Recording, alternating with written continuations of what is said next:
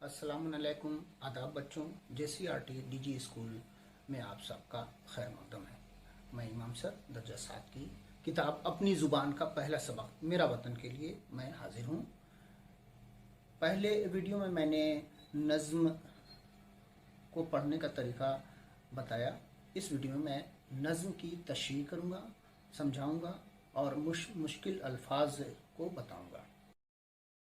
मेरा वतन, इस नज़्म के मुसन्निफ़ शफ़ीउद्दीन नैयर ने मेरा वतन का मतलब मेरे हिंदुस्तान के बारे में बयान किया है। यह मेरा वतन है, यह मेरा वतन, यह हिंदुस्तान मेरा है, यह वतन मेरा है। वह चिड़िया, वह तोता, वह मैना, वह मोर, यहाँ की इस हिंदुस्तान की ज़मीन की चिड़िया, तोता, मैना, मोर, कोयल, बुलबुल, कुमरी, चकोर, बहुत सारे ऐसे पंछी हैं, ऐसी परिंदे हैं जो हमारे हिंदुस्तान में मिलते हैं। तो ये सब से हमारी खूबसूरती बढ़ती है। वह झीलों की लहरें, वह दरिया का जोर, यहाँ पर हिंदुस्तान में बहुत सारी ऐसे झीलें हैं। तुम झारखंड में भी देखते हो, बहुत सारे ऐसी झीलें हैं, बहुत सारे ऐसे गर्म झीलें हैं, ठंडे पानी की झीलें हैं, बहुत सारे झील है, झरने हैं, दरिया है, जैसे बराकर दरिया, नर्मदा दरिया, गंगा दरिया, बहुत सारी दरियाएं हमारे हिंदुस्तान की हैं। वह झरनों का गिरना, वह पानी का शोर, और जो उससे पानी गिरते हैं उस झरने से, उसका जो शोर है हमारे हिंदुस्तान की खूबसूरती को बढ़ाती है। वह सरसब्ज इसके पहाड़ और वन, सरसब्ज कहते हैं हरा भरा को, और वन कहते हैं जंगल को। यह हिंदी शब्द है, हिंदी लफ्ज है कि वह सरसब्ज इसके पहाड़ और वन, वो खूबसूरत हरे भरे इसके पहाड़ और जंगल, यह मेरा वतन है, यह मेरा वतन है। यही हिंदुस्तान जो है, इसकी खूबसूरत जगह पर यही हमारा वतन है। दूसरे पेज में हमारे मुसन्निफ शफ़ीउद्दीन नैयर कह रहे हैं कि व गल्ले व मेवे व तरकारियाँ, वो खूबसूरत जो खेतों में लगे रहते हैं गल्ले, अनाज जिसको कहते हैं, बहुत सारे गल्ले हैं, जैसे गेहूं है, चावल है, बाजरा है, मकई है, ये सारे गल्ले। और वह मेवे, बहुत सारे ऐसे ड्राई फ्रूट्स हैं, जैसे बादाम है, अखरोट है, ये हमारे हिंदुस्तान में होती हैं। और तरकारियां हैं, यानी सब्जियां हैं जो हमारे खेतों में उगती हैं। ये खूबसूरती हमारे हिंदुस्तान की बढ़ाती हैं कि वह खुश रंग फूलों की गुलकारियां, और कितने खूबसूरत रंग भरे फूलों की यहाँ पर बागीचे हैं, और जो नुमाया दिखाई दे रहे हैं, वो बहुत ही खूबसूरती इस हिंदुस्तान को देते हैं। वह सरसब्ज बागों की फुलवारियाँ, और हरे भरे बाग हैं जो यहाँ की खूबसूरती बढ़ाती है। वह सैराब और खुशनुमा क्यारियाँ, और ये पानी से भरे हुए तर हमारे खेत हैं, और यह खुशनुमा जो बनी हुई खेत हैं, वो कितने हमारे देश के, हमारे वतन की खूबसूरती को बढ़ाते हैं।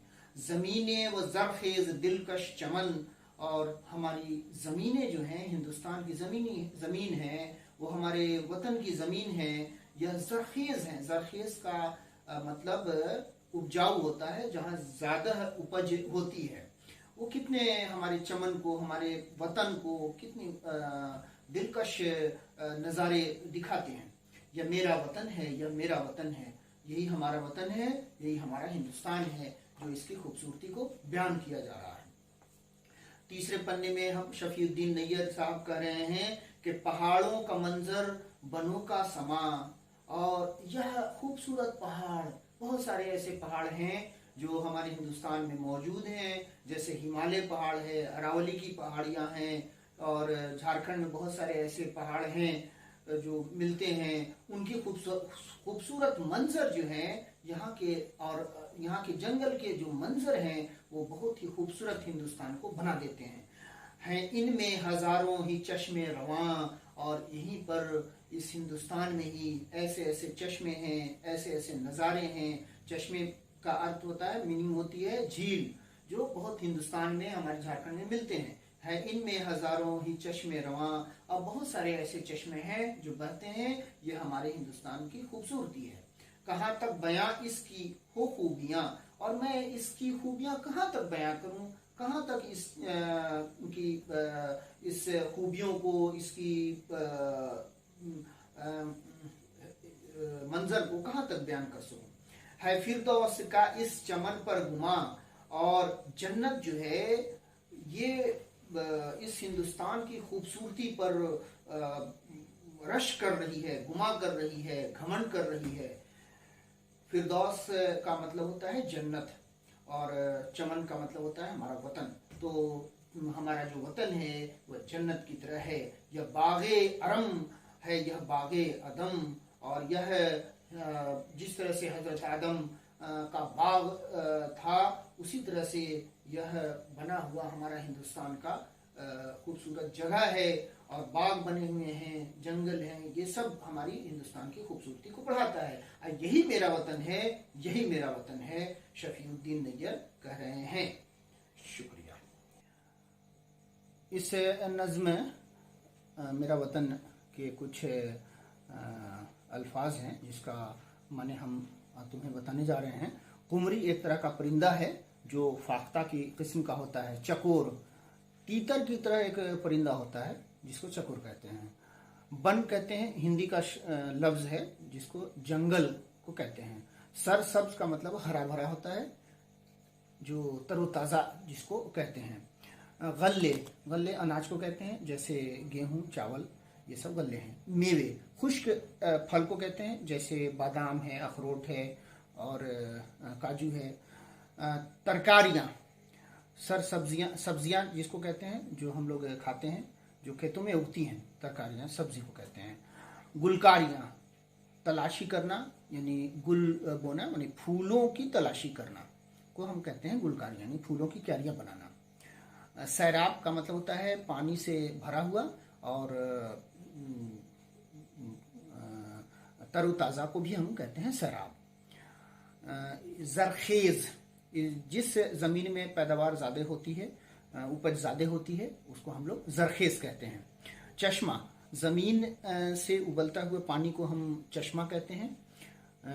जैसे बहुत सारे जगहों पर पानी पहाड़ों से निकलता है और नीचे गिरता है, उसे हम लोग चश्मा कहते हैं। रवा, बहता हुए पानी को हम रवा कहते हैं, मतलब किसी चीज़ का बहना रवा कहलाता है। फिरदौस, फिरदौस का मतलब होता है जन्नत, बहिश्त, जो आपने बहुत सारे मिलाद में या मजलिसों में सुना होगा। गुमान का मतलब होता है शक करना, शुभा करना, वो गुमान है। दिलकश का मतलब होता है दिल पसंद, दिल को लुभाने वाले को कहते हैं दिलकश। बागे अरम, जन्नत का एक बाग है जिसको बागे अरम कहते हैं। बागे अदम कहते हैं, हजरत आदम अलैहिस्सलाम का बाग था जो जन्नत का ही बाग होता है।